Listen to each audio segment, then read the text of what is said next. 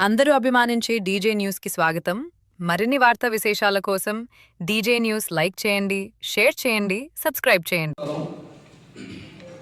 శ్రీ పరాభావ నవ సంవత్సర ఉగాదిని పురస్కరించుకొని పూతలపట్టు నియోజకవర్గంలో ఉన్నటువంటి ప్రజానీకానికి, తెలుగుదేశం పార్టీ కుటుంబ సభ్యులకి, జనసేన బీజేపీ పార్టీల కుటుంబ సభ్యులందరికీ పేరు పేరున నమస్కారం, ఉగాది శుభాకాంక్షలు.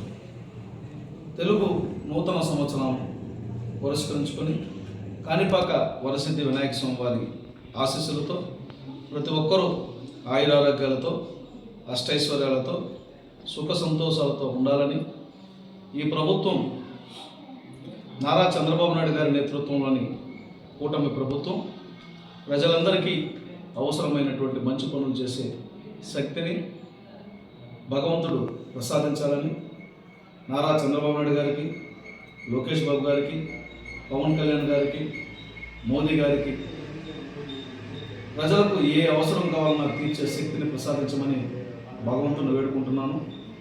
ఈ మంచి ప్రభుత్వాన్ని 10 కాలాల పాటు కొనసాగించాలని ఆ భగవంతుని యొక్క దీవెనలు కోరుకుంటున్నాను. మరొకసారి ప్రజలందరికీ కూడా మంచి జరగాలని దేవుని ప్రార్థిస్తూ శ్రీ పరాభావ నవ సంవత్సర ఉగాది శుభాకాంక్షలు తెలియజేస్తున్నాను. వ్యాప్తంగా దివ్యాంగుల కళ్ళల్లో ఆనందం కనిపిస్తూ ఉంది. ఇంట్లోంచి బయటికి వెళ్ళాలంటే ఎవరో ఒకరి ఆశ్రయం, ఎవరో ఒకరి ఆసరాతో వెళ్ళాల్సినటువంటి పరిస్థితుల్లో రాష్ట్ర ప్రభుత్వం గౌరవనీయులు నారా చంద్రబాబు నాయుడు గారు ఈరోజు ప్రవేశపెట్టినటువంటి పథకం అద్భుతమైనటువంటి పథకం, దివ్యాంగ శక్తి.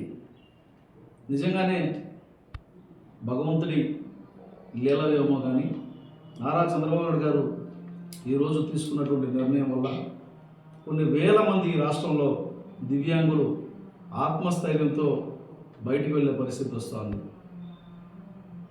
ఆర్టీసీ బస్సుల్లో వారి యొక్క అంగవైకల్యం పర్సంటేజ్ని బట్టి 50% రాయితీతో పూర్తి ఉచితంగా ప్రయాణం చేసే వెసులుబాటును కల్పిస్తూ ఈరోజు ఈ పథకాన్ని ప్రవేశపెట్టడం జరిగింది. దీని ద్వారా కొన్ని వేల మంది ఈ రాష్ట్రంలో వారి వారి అవసరాల కోసం ఎవరి సపోర్టు లేకుండా ఏ రకమైనటువంటి బస్సుల్లోనైనా, అంతర్రాష్ట్ర సర్వీసుల్లోనైనా సరే తిరిగే వెసులుబాటుని కల్పించడం జరిగింది. ఈ సౌకర్యాన్ని కల్పించినటువంటి నారా చంద్రబాబు నాయుడు గారికి హృదయపూర్వకంగా అభినందనలు, కృతజ్ఞతలు తెలియజేస్తున్నాం. ఎందుకంటే దివ్యాంగులంటే సమాజంలో ఏదో ఒక చోట ఒకరి ఆశ్రయం పొందాలన్నటువంటి ఆలోచన ఉంటుంది. కానీ ఆత్మస్థైర్యంతో నిలబడాలి, వారిలో ఆత్మవిశ్వాసం పెరగాలి అన్నటువంటి ఆలోచన నారా చంద్రబాబు నాయుడు గారిది. అందుకనే దివ్యాంగులకు ఇచ్చే పెన్షన్ను కూడా 4,000 రూపాయలు మామూలుగా ఉన్నటువంటి వారికి ఇస్తే 6,000 రూపాయలు దివ్యాంగులకు పెన్షన్ ఇవ్వడం జరిగింది.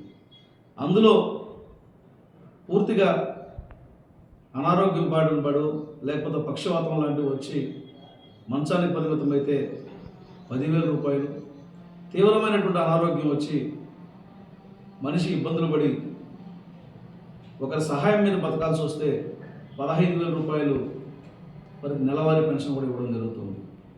అంటే ఏ కారణం చేతనో, ఏ శాపం చేతనో, లేదా ఏ ప్రమాదం చేతనో ఒక మనిషి దివ్యాంగుడుగా మారితే, అంగవైకల్యం చెందితే ఆ కారణం చేత అతను ఇబ్బంది పడకూడదన్నది నారా చంద్రబాబు నాయుడు గారి యొక్క ఆలోచన. ఇది మానవత్వానికి ప్రతీక.